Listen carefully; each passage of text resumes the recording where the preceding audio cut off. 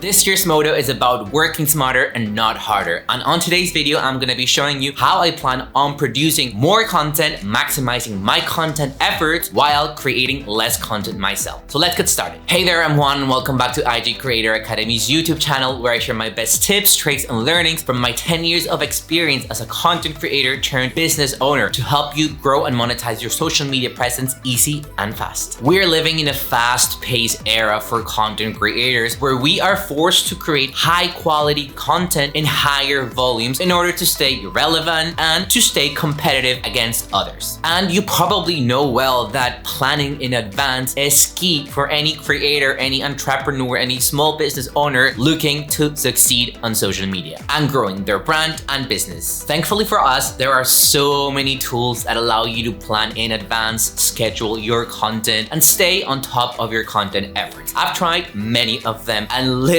my life was saved when I discovered Metricool. Metricool is one of the most advanced and robust tools for anyone working in the social media industry. And on today's video, I'm also going to be showing you how I use Metricool in my business. But before starting, I want to remind you that Metricool is 100% free. Whether you are a rising solopreneur or the owner of multinational business, Metricool is the perfect tool to help you stay on top of your content and social media efforts. It offers free plans and premium plans that give you access to detailed analytics, competitor research, hashtag research, detailed reporting, and so much more. And as a thank you for being a loyal subscriber, I'm giving you and your business access to 30 days of Metricool Premium for free. Just use the code CREATORACADEMY. Click on the link in the description to claim your free offer today. Now, back to content creation. As I said at the beginning, this year, I have decided to streamline my content creation and build systems around it so that I can produce more content while creating less content, less time, less stress, less overwhelm, more results. And here are the 5 key steps that I will be taking and that you should consider as well in order to optimize your content creation. The first step, define or redefine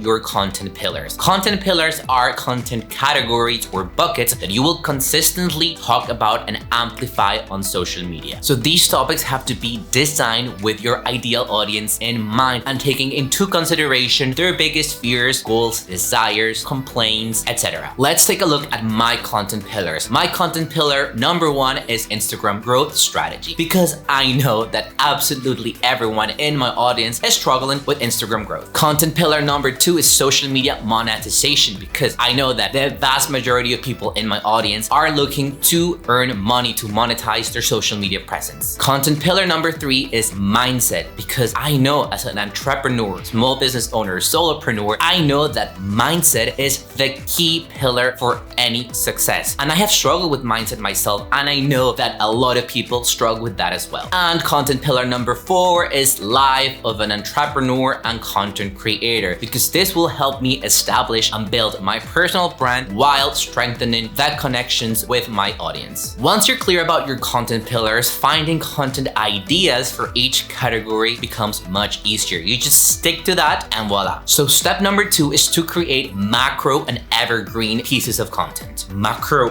what? I know, let me explain. What I call macro pieces of content or evergreen pieces of content are long form pieces of content that you can find on a website like a blog or on a YouTube channel. Why is this so important? Well, you know that YouTube and Google are the top 2 search engines. So when someone is looking for ideas, for inspiration, for help, etc., they usually go either to Google or YouTube. And if you're there, if your content shows up there, it means you're gonna have a competitive advantage over others who are not there. Now, if these pieces of content are optimized correctly for SEO, you have a lot of chances of ranking. And if you rank, you'll be more discoverable. And the best thing about this is that the shelf life on Google, on YouTube is amazing, it's humongous. Not like TikTok or Instagram where your videos can be seen maybe for like 2 or 3 weeks. On Google and on YouTube, you can be found even years after your content has been created. And that is exactly where sustainable business and brand growth comes from. And now you may be wondering, what does this have to do with with content pillars? Well, what I will be doing is I will assign a content pillar for every week of the month. So week 1 will be content pillar 1, week 2 content pillar 2, etc. Remember that you should have a group or a set of ideas for each content pillar ready. If you don't know where to find ideas, super easy. Just go to forums, Facebook groups, Reddit, the comment section in your post, the comment section on your competitor post, questions that people ask you in the DMs, etc. Make sure you always have a relevant group of ideas ready to create your content. Then choose one day of the month to write all your long form content, all your blogs. What I did, I chose a day of the week. I wrote 4 blog posts for the month. The next day, I recorded those 4 blog posts as YouTube videos. Basically use the same content, the same information in my blogs as my YouTube scripts. As a matter of fact, this exact video is on my blog, so you can go check it out right now in case you're wondering how it's done. Step number 3 is to turn these macro pieces of content into micro pieces of content. And this is where the magic happens, where you put on your work smarter hat. Instead of creating new reels, new TikTok videos, new infographics, new carousels every single week, you're gonna take the 4 main pieces of content that you have already written and you're gonna create multiple pieces of content from it. How? Well, let me show you. Let's say you have a YouTube video just like this one. As you see, I've split this video into 5 different categories or 5 steps. I could be creating a short form video or extracting a short form video for each step that I can then repurpose into Reels, TikTok, YouTube Shorts, even idea pins on Pinterest. And then you're gonna repeat the exact same process for the written content for the blog. From one blog post, you can split it out into different categories, different parts, and for every part, you can create a carousel or a single post or a quote extracted from this blog or an infographic. Possibilities are limitless. What I will be doing is to summarize each blog post as a carousel post. I will also be creating an infographic about the main topics or the main steps that I'm talking about in my blog. And I will also be extracting a phrase or a quote that I will be creating either as a real quote or just as a static quote. Then you're gonna go to planning, create new post, and the following window will pop up. Here, you can select or deselect any social media platform you want your content to be distributed on. Import the photo or video, add the caption, select on edit by network so that you can make any adaptations that are required for the different social media platforms. You will also see at the bottom that Metricool will give you any specific reminders tailored for each platform. Go through all of these reminders, make sure that you fix anything that needs to be fixed for each social media platform. You can also see a preview of how the content will look on your feed on the right sidebar. Don't forget that Metricool also allows you to research your hashtags for Instagram and TikTok. I honestly love this feature because, as you know, working smarter, not harder, I don't have the time to waste on searching for new hashtags every day. So I literally just type in the main keywords for my post and Metricool recommends me hashtags and their variations based on this keyword, and also shows me the size of each hashtag to make sure that I'm not choosing super broad hashtags with tons and millions of posts, but I'm not choosing very irrelevant or small hashtags that might not bring any traction or views to my posts. And then step number 5, track your analytics to inform your content efforts for the next month. Let me explain. As I said, Metricool provides you with very detailed insights and analytics for your content performance. And this is a great tool for you to take an overall look at how your content has performed on each different platform and to know what's working and what should you be repeating and what should you stop doing at all. You have to remember that if you're going to be distributing your content to new platforms, the audiences on each platform behave differently. So maybe that quote that performed extremely well on Instagram and Pinterest is going to perform poorly on LinkedIn. Or maybe that reel that went viral on Instagram might not perform so well on TikTok. So you're going to start learning how your audience on the different social media platforms behave, and you're going to start tailoring your content to their needs. Some of the KPIs that you should definitely be looking into in every social media platform are organic reach. How many people are your posts reaching organically every day or every month? Total engagements. This will vary from platform to platform. That's the sum of all the engagements. If we were to talk about Instagram, that is the sum of the likes, the comments, the shares, the saves, even the website clicks count as engagement. And of course, your engagement rate, the sum of the total engagements over your organic reach on that post multiplied by 100. That will give you a percentage. On Metricool, you can export reports for all your social media efforts or to focus just on one specific platform. And you can choose the metric you want to focus on for that report: reach, impressions, likes, etc. I would suggest you choose organic reach. And once you have your reports ready, you can use this information to plan out out your next batches of content to know, okay, maybe this topic, this content pillar is not resonating that well with people. Maybe I'll change it or maybe I'll adapt it. So that's it, my friends. That's how I will be maximizing my content efforts in 2023, posting more content than before